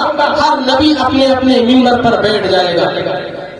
لیکن اللہ کے نبی علیہ السلام کے لیے جو ممبر لگا ہوگا، آپ اپنے ممبر پر تشریف نہیں رکھیں گے، آپ نہیں بیٹھیں گے، بلکہ ممبر پر ہاتھ رکھ کے کھڑے ہو جائیں گے. اللہ تعالیٰ سوال کرے گا میرے حبیب سارے انبیاء سارے رسول اپنے اپنے ممبروں پہ بیٹھ گئے ہیں، آپ اپنے ممبر پر کیوں نہیں بیٹھے؟ میرے دوستوں کیا جواب ہوگا اللہ کے نبی علیہ السلام کا؟ اللہ کے نبی فرمائیں گے اے خداوند قدوس آقا، مجھے ڈر یہ ہے کہ اگر میں ممبر پر بیٹھ جاؤں گا یہ ممبر اڑا کے مجھے جنت میں پہنچا دے گا. ابھی میری امت کے گنہگار باقی ہیں، ابھی میری امت کے گنہگاروں کا فیصلہ باقی ہے. میں اپنی امت کے گنہگاروں سے پہلے جنت میں جانا نہیں چاہے گا. کتنی فکر کرنے والا، اتنا محبت کرنے والا، اتنا عشق کرنے والا وہ اللہ کا پیغمبر کل قیامت کے دن ہمارے گناہوں کے خلاف کھڑے ہو کر کے گواہ. ہاں یہ میرا گنہگار امتی ہے، یہ مجرم اور پاپی امتی ہے، اس کا نام اعمال میرے سامنے پیش کیا گیا تھا، اس نے فلاں فلاں جرم کیا تھا. اللہ کے نبی علیہ السلام ہمارے ایک ایک گناہ کے خلاف گواہی دیں گے. میرے دوستو تب ہماری تباہ و بربادی میں ہماری ہلاکت میں کوئی شک نہیں رہ جائے گا. اللہ کے نبی کی گواہی مکمل ہوگی. اب اللہ تعالیٰ بندے سے فرمائے گا اے میرے بندے 7 گواہ مکمل ہو گئے ہیں، 8واں گواہ میں خود. زمین کے جس حصے پر رات کی تنہائی میں تاریک راتوں میں لوگوں سے چھپ کر کے بھی جو تم نے گناہ کیا تھا، اے میرے بندے تم نے سمجھ لیا تھا آج مجھے کوئی نہیں دیکھ رہا ہے، لیکن ایک ذات ایسی تھی لا تأخذہ سنۃ ولا نوم، جس کو نہ نیند آتی ہے نہ اونگ آتی ہے، نہ اس کے لیے کوئی تاریکی ہے نہ اس کے لیے کوئی اندھیرا ہے. وہ تیرے تمام گناہوں کو دیکھ رہی تھی. تو یہ سمجھ رہا تھا میرے کمرے کے دروازے بند کر لیے ہیں، نہ باپ کو خبر ہے نہ ماں کو خبر ہے نہ بھائی بہن کو خبر ہے نہ ملنے جلنے والوں کو خبر ہے، کسی کو کوئی خبر نہیں ہے. تو دونوں کام کسی کو خبر نہیں دینا چاہتا ہے، کسی کو اطلاع بھی نہیں ہے. لیکن اے میرے بندے اس وقت میں جب تجھے کوئی نہیں دیکھ رہا تھا تو میں تجھے دیکھ رہا تھا. عطا ابن رباح امام بخاری رحمۃ اللہ علیہ کے استاد گزرے ہیں، انہوں نے کتاب لکھی ہے اکمال الشیعہ. ان کی کتاب کے اندر ان کے بہت سارے الہامات ہیں، یعنی اللہ تعالیٰ بہت ساری باتیں ان کے دل میں ڈالا کرتا تھا، بہت سارے کے سارے الہامات بھی انہوں نے اس میں جمع کیے ہیں. ایک مرتبہ اللہ تبارک و تعالیٰ نے ان کے دل میں یہ بات ڈالی کہ اے عطا ابن رباح، یہ جو میرے بندے گناہ کرتے پھر رہے ہیں ان سے ذرا کہہ دو کیا ان کے باپ اور ان کے بھائی اور ان کے ماں سے زیادہ کمزور میں ہوں؟ کہا فرمایا اللہ کیا مطلب ہے؟ کہا جب یہ گناہ کرتے ہیں، گناہ کرنے کے بعد اپنے بھائی سے چھپ جاتے ہیں اس لیے کہ بھائی مارے گا، باپ سے چھپ جاتے ہیں اس لیے کہ باپ ناراض ہو جائے گا، ماں سے چھپ جاتے ہیں کہ ماں ڈانٹے گی، دوستوں سے چھپ جاتے ہیں کہ دوست شرمندہ کریں گے، سب کے سامنے پردے ڈال دیتے ہیں، سب سے چھپ کے گناہ کرتے ہیں. اے عطا ابن رباح سے کہو ان کے باپ سے کمزور میں ہوں، میرے سامنے کون سا پردہ ڈالا ہے، میرے سامنے کون سا ایسا پردہ ڈالا ہے؟ میرے دوست دنیا کے جس کونے میں چلے جائیے، دنیا کے جس حصے میں چلے جائیے، جہاں جہاں چلے جائیے، کہیں بھی آپ اللہ سے چھپ کے گناہ نہیں کر سکتے. کتنے پردے ڈال دیجئے، کتنا احتیاط کر لیجئے، کتنی آپ سمجھداری سے گناہ کیجئے، لیکن اللہ کے سامنے کوئی سمجھداری اور اللہ کے سامنے کوئی پردہ نہیں پڑ سکتا ہے. مجھے اسی کا ایک واقعہ یاد ہے ایاز کا محمود جن کا واقعہ میں نے سنایا تھا. بادشاہ نے دیکھا محمود نے کہ ایاز سے وزیر بہت زیادہ حسد کر رہے ہیں. اور اس حسد کی وجہ یہ ہے کہ میں ایاز سے بے حد محبت کرتا ہوں. تو بادشاہ نے دوسرے وزیروں کے سامنے اس بات کو ظاہر کرنے کے لیے کہ میں ایاز سے محبت کیوں کرتا ہوں اس کی وجہ کیا ہے، بادشاہ نے سارے وزیروں کے امتحان کے لیے بلایا. سارے وزیروں کو اپنے دربار میں جمع کیا اور جمع کرنے کے بعد میں ہر وزیر کے ہاتھ میں ایک ایک مرغا تھما دیا اور کہا کہ جاؤ اس مرغے کو وہاں ذبح کر کے لاؤ جہاں تمہیں کوئی نہ دیکھ رہا ہو. ایک مرغا ایاز کے ہاتھ میں دے دیا اور ایاز سے کہا کہ ایاز تم بھی جاؤ اور مرغے کو ایسی جگہ ذبح کر کے لاؤ جہاں تمہیں کوئی نہ دیکھ رہا ہو. سارے وزیر گئے، کسی وزیر نے اپنے گھر کا دروازہ بند کیا جہاں اسے کوئی نہیں دیکھ رہا تھا وہاں ذبح کر دیا. کوئی وزیر کھیت کھلیان میں چلا گیا جہاں اسے کوئی نہیں دیکھ رہا تھا وہاں جا کے ذبح کر دیا. کوئی وزیر پہاڑوں پہ چلا گیا جہاں اسے کوئی نہیں دیکھ رہا تھا وہاں ذبح کر دیا. کوئی وزیر سمندر کے کنارے پر چلا گیا جہاں اسے کوئی نہیں دیکھ رہا تھا وہاں جا کے مرغا ذبح کر دیا. تھوڑی دیر کے اندر سارے وزیر اپنے اپنے مرغوں کو ذبح کر کے بادشاہ کے پاس لیا. شام کا وقت ہو گیا، ایاز آ رہے ہیں تو زندہ مرغا ہاتھ میں زندہ مرغا ہے. سارے وزیروں نے کہا کہ یہ تو بڑا بے وقوف ہے، اس کو کوئی جگہ نہیں ملی دنیا میں جہاں اسے کوئی نہ دیکھ رہا ہو وہاں جا کے مرغا کو ذبح کر دیتا. بادشاہ نے کہا ایاز کیا مانگ رہا ہے، سارے وزیروں نے اپنا اپنا مرغا ذبح کر دیا، تم نے اپنا مرغا ذبح کیوں نہیں کیا؟ میرے دوستو ایاز نے کیا پیارا جواب دیا ہے. ایاز نے کہا بادشاہ سلامت، آپ کا حکم یہ تھا کہ مرغا وہاں جا ذبح کرنا جہاں تمہیں کوئی نہیں دیکھ رہا ہو. بادشاہ سلامت میں کیا کروں، میں نے کمرے کے دروازے بند کیے جہاں مجھے کوئی انسان تو نہیں دیکھ رہا تھا لیکن میں نے دیکھا میرا رب مجھے وہاں دیکھ رہا ہے. میں دریاؤں کے کنارے پر گیا لیکن میرا اللہ مجھے دیکھ رہا تھا. میں پہاڑوں کی کھو میں گیا لیکن میرا رب مجھے وہاں بھی دیکھ رہا تھا. میں سمندروں کے کنارے پر گیا میرا اللہ مجھے وہاں بھی دیکھ رہا تھا. میں کھیت کھلیان میں گیا لیکن میرا اللہ مجھے وہاں بھی دیکھ رہا تھا. آپ نے کہا تھا مرغا ایسی جگہ ذبح کرنا جہاں تجھے کوئی نہ دیکھ رہا ہو، لیکن میں ہر جگہ گیا، میں نے دیکھا میرا اللہ مجھے ہر جگہ دیکھ رہا ہے. میرے دوستو تم کہیں بھی چلے جاؤ، آسمان اور زمین کے کسی کونے کے اندر چلے جاؤ، پہاڑوں کی کھو میں چلے جاؤ، دریاؤں کی تہ میں چلے جاؤ، سمندروں کی تہ میں چلے جاؤ، لیکن تمہارا اللہ تمہیں دیکھ رہا ہے. وہاں چھپ کر کے اگر تم گناہ کرو گے اللہ گواہ بن کے تمہارے پاس آئے گا. تو میرے دوستو کل قیامت کے دن یہ 8 گواہ پیش ہوں گے. یاد رکھو جس کے گناہوں کے خلاف اگر یہ 8 گواہ پیش ہو گئے وہ انسان کی تباہی بربادی میں کوئی شک رہے گا؟ اس انسان کی تباہی بربادی میں ہلاکت میں کوئی شک رہے گا؟ میرے دوستو وہ انسان تباہ و برباد ہو جائے گا. اس لیے اس دن سے پہلے جب ہمیں اللہ کے سامنے اپنے ایک ایک عمل کا حساب دینا پڑے، اپنے ایک ایک عمل کا ہمیں اللہ کے سامنے امتحان دینا پڑے، ہمیں اپنے آپ کو باز رکھنا چاہیے، گناہوں سے باز آنا چاہیے، ورنہ جو روٹھا رکھ ہے وہ کبھی مانے گا نہیں.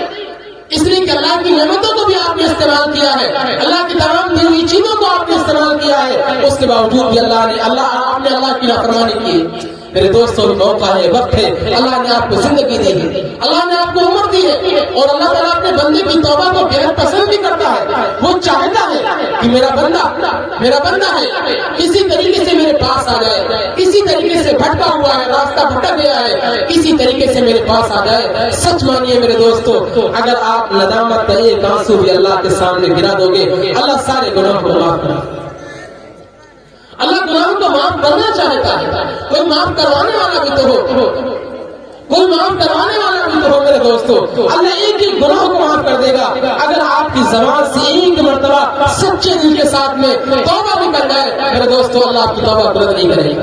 بڑے بڑے گنہگار، بڑے بڑے زانی، بڑے بڑے شرابی، بڑے بڑے پاپی، بڑے بڑے مجرم جب اللہ کی دربار میں گئے ہیں، اللہ کے پاس پہنچے ہیں اور سچے دل سے توبہ کی ہے میرے دوستو تو اللہ کے ولی بن گئے.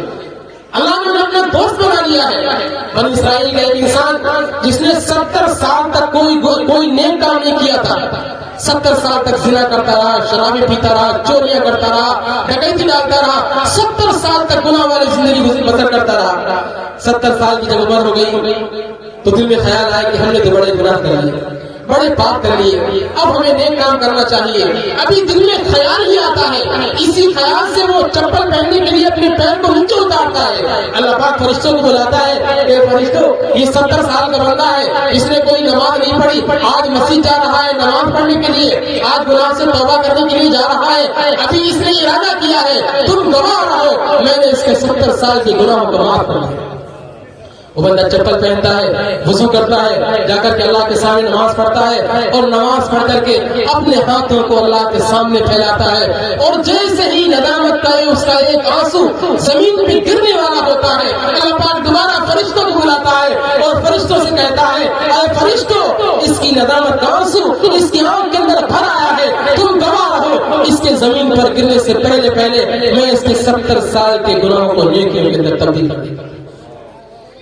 میرے دوستوں، میرا رب تو چاہتا ہے جس کو گناہوں کی بخشش کی تمنا ہو، وہ اپنے گناہوں کی کثرت سے نہ گھبرائے، وہ مائل توبہ ہو، میں مائل بخشش ہوں، میں رحم سے بخشوں گا، وہ شرم سے بچتا ہے۔ آپ پچھتا کے دیکھیے میرے دوستو، اللہ کے سامنے سر جھکا کے دیکھیے، اللہ کے سامنے ندامت کا آنسو بہا کے دیکھیے، یہ آنسو نہیں ہے، یہ اللہ کے یہاں قیمتی موتی ہے میرے دوستو، یہ ہیرے اور جواہرات سے بھی زیادہ قیمتی ہے۔ آپ اللہ کے سامنے آنسو کے چند قطرے گرا کے دیکھیے، اللہ آپ کے سارے گناہوں کو معافی نہیں کرے گا، انشاءاللہ نیکیوں کے اندر تبدیل کر دے گا۔ آج ارادہ کر لیجئے اس جلسے سیرت النبی اور اصلاح معاشرہ کے جلسے سے یہ عہد کر کے اٹھیے، یہ ارادہ کر کے اٹھیے کہ انشاءاللہ اب تک کی جو زندگی گزری سو گزر گئی، آج ہم اپنے رب کے سامنے سچی توبہ کرتے ہیں، گناہوں سے معافی مانگتے ہیں، اور آج کے بعد ہماری زندگی انشاءاللہ گناہوں کے مطابق نہیں بلکہ نیکیوں کے مطابق گزرے گی، انشاءاللہ گزرے گی نا۔ سب سچی توبہ کریں۔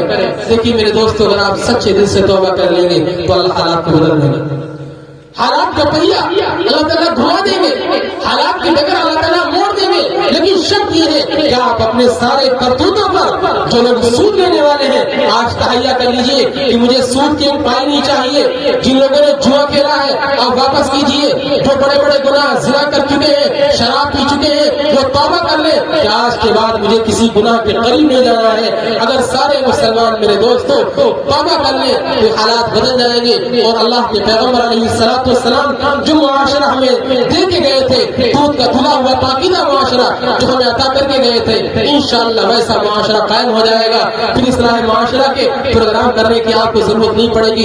دعا فرمائے کہ اللہ تعالیٰ ہم سب کو کہنے زیادہ عمل کرنے کی توفیق عطا فرمائے۔ وآخر دعوانا الحمدللہ رب العالمین۔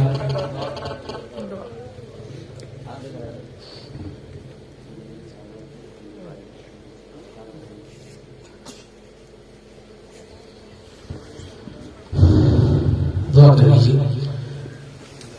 دعا میں دیکھیے اصل ہوتی ہے اللہ کی طرف توجہ۔ رات کے دن پہر گزر چکا ہے، اگر پوری توجہ کے ساتھ میں اللہ سے مانگیں گے تو انشاءاللہ اللہ تعالیٰ رد نہیں کرے گا۔ اس کے لیے آپ خالی جگہوں کو پڑھیے، جو خالی جگہ پڑھی ہوئی ہے آگے بڑھائیے، مل مل کے بیٹھیے اور اللہ سے رو رو کے مانگیے، اللہ دعائیں قبول کرے گا انشاءاللہ۔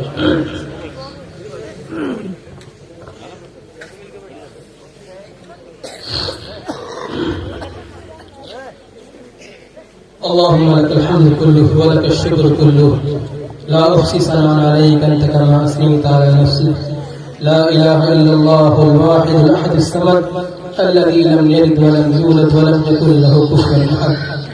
اللهم صل على سيدنا ومولانا محمد وبارك وسلم، اللهم صل على سيدنا ومولانا محمد وبارك وسلم، لا إله إلا أنت سبحانك إني كنت من الظالمين، لا إله إلا أنت سبحانك إني كنت من الظالمين، ربنا ظلمنا أنفسنا وإن لم تغفر لنا وترحمنا لنكونن من الخاسرين، ربنا اصرف عنا سيئاتنا وتوفنا مع الأبرار، ربنا لا تزغ قلوبنا بعد إذ هديتنا وهب لنا من لدنك رحمة إنك أنت الوهاب، يا عزيز يا غفار يا أرحم الراحمين يا أكرم الأكرمين يا خالق السماوات والأرض، أنت ولي في الدنيا والآخرة، توفني مسلما والحقني بالصالحين۔ اے اللہ، اے خداوند قدوس آقا، ہم بظاہر تیرے بندے من کے بہت گندے ہیں، اے اللہ ہمارے منوں کی گندگی کو دور فرما دے، اے اللہ ہمارے منوں کی گندگی کو دور فرما دے. اے اللہ مدتیں گزر گئی گناہ کرتے ہوئے. اے خداوند قدوس آقا ہم نے بڑے گناہ کیے ہیں. اے اللہ ہم نے زبان کے ذریعے بھی گناہ کیے ہیں. یہ زبان تیرے سامنے بولنے کے لائق نہیں ہے. اے اللہ ہاتھوں کے ذریعے بھی گناہ کیے ہیں. یہ ہاتھ تیرے سامنے اٹھنے کے لائق نہیں ہے. اے اللہ ان پیروں کے ذریعے بھی گناہ ہوئے ہیں. یہ پیر تیرے راستے میں چلنے کے قابل نہیں ہے. اے خداوند قدوس آقا پورا جسم گنہگار ہے. اے اللہ کس زبان سے کہیں کیسے کہیں. اے اللہ ہم تمام گناہوں کا اقرار کرتے ہیں. مالک معاف فرما دے. اے اللہ ہمارے سارے گناہوں کو معاف فرما دے. اے خداوند قدوس آقا اے اللہ آپ ہی معاف کرنے والے ہیں. اے اللہ تو نے خود فرمایا ہے اگر بندہ سمندر کے جھاگ کے برابر گناہ کر کے آئے اور سچے دل سے توبہ کر لے ہم اس کے سارے گناہوں کو معاف کر دیں گے. اے اللہ ہم نے تو گناہوں کے ذریعے زمین بھر دی ہے, گناہوں کے ذریعے آسمان بھر دیا. اے اللہ مجرم ہے. اے اللہ تو سزا دینا چاہے سزا دے سکتا ہے, حقدار ہے, لیکن میرے والد تو سزا کو پسند نہیں کرتا, تو معافی کو پسند کرتا ہے. اے اللہ تو نے خود فرمایا ہے, اے اللہ تو نے خود فرمایا ہے کہ تو معافی کو پسند کرتا ہے. اے اللہ ہمارے گناہوں کو معاف فرما دیجیے. اے اللہ ہماری خطاؤں کو درگزر فرما دیجیے. اے اللہ ہم تیرے دربار کے مجرم ہیں. اے اللہ ہم دربار کے تیرے پاپی بندے ہیں. اے اللہ ہمارے پاپوں کو معاف کر دیجیے. اے اللہ تیرے سامنے بہت سے لوگ ہاتھ اٹھائے ہوئے ہیں جن کی سفید داڑھی ہو چکی ہے. اے خداوند قدوس آقا تو نے کہا ہے جب سفید داڑھی والا کوئی بندہ ہاتھ اٹھاتا ہے مجھے شرم آتی ہے, اس کے ہاتھ کو خالی کرتے ہوئے شرم آتی ہے. اے اللہ تیرے سامنے بچے بھی ہیں جسے کوئی گناہ نہیں ہوا ہے. میرے مالک ہمارے یہ کہ گناہ کو معاف کر دے. اے اللہ ہم تجھ سے گناہوں کی بھیک مانگتے ہیں. اے اللہ ہم تجھ سے گناہوں کی بھیک مانگتے ہیں. میرے مولا عطا فرما دے. اے اللہ اگر تو نے معاف نہیں کیا ہم کہاں جائیں گے. اے اللہ ہمارے سامنے تو کوئی در بھی نہیں دوسرا ہے. اے اللہ اس فقیر کا تو کچھ نہیں بگڑے گا. جس کو ایک دروازے پر نہیں ملا دوسرے پہ چلا گیا, دوسرے پہ نہیں ملا تیسرے پہ چلا گیا, تیسرے پہ نہیں ملا چوتھے پہ چلا گیا. لیکن اللہ میرے سامنے تیرے در کے سوا کوئی در نہیں.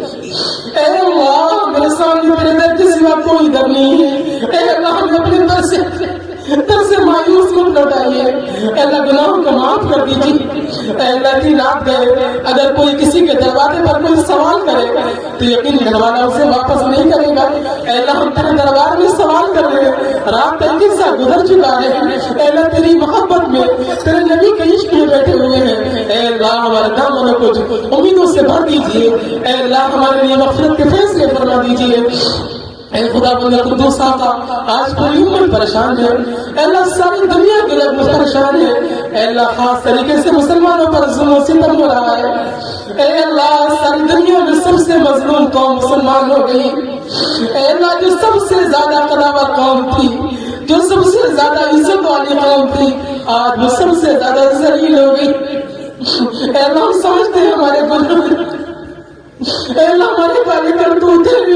اے اللہ ہماری بد کرداریاں ہیں. اے اللہ پوری امت پر عذاب آیا ہوا ہے. اے اللہ امت کی رحمانی فرما دیجیے. اے اللہ پیارے نبی علیہ الصلوۃ والسلام پر بہت روئے اس امت کے لیے. اے اللہ بڑی پریشانیاں برداشت کی, آپ نے تو پتھر بھی کھائے اس امت کے لیے. اے اللہ کی طرح ظلم و ستم کیے گئے اس امت کے ساتھ, مرتے مرتے اس امت کو فراموش نہیں کیا. اے اللہ جب ہم اللہ میرا مال پیارے نبی کی خدمت میں جاتے ہوں گے اور ہمارے گناہ پیش کیے جاتے ہوں گے, کتنی تکلیف ہوتی ہوگی آقا کو. اے اللہ ہمارے گناہوں کو معاف کر دیجیے. اے اللہ امت کے حق میں خیر کے فیصلے فرما دیجیے. اے اللہ ہمیں مانگنا نہیں عطا فرما دیجیے. اے اللہ تیرے دربار کے بے ڈنگے سوالی, میرے مالک بے ڈنگے سوالی عطا فرما دیجیے. نہ ہمارے پاس الفاظ ہیں, نہ ہمارے پاس تعبیرات ہیں, نہ مانگنے کا طریقہ ہے, نہ مانگنے کا ڈھنگ ہے. میرے مولا اپنی شاعر شان عطا فرما دیجیے. اے اللہ اپنی امت کے لیے خیر کے فیصلے فرما دیجیے. اے اللہ جہاں جہاں مسلمان پریشان ہیں, فلسطین میں, کشمیر میں, برما میں, شام میں, اللہ جہاں جہاں مسلمان پریشان ہیں سارے مسلمانوں کی پریشانی کو دور فرما دیجیے. اے اللہ ہمارے ملک پر رحم فرما دیجیے. اے اللہ یہاں امان کو قائم فرما دیجیے, یہاں باہم محبتوں کو قائم فرما دیجیے.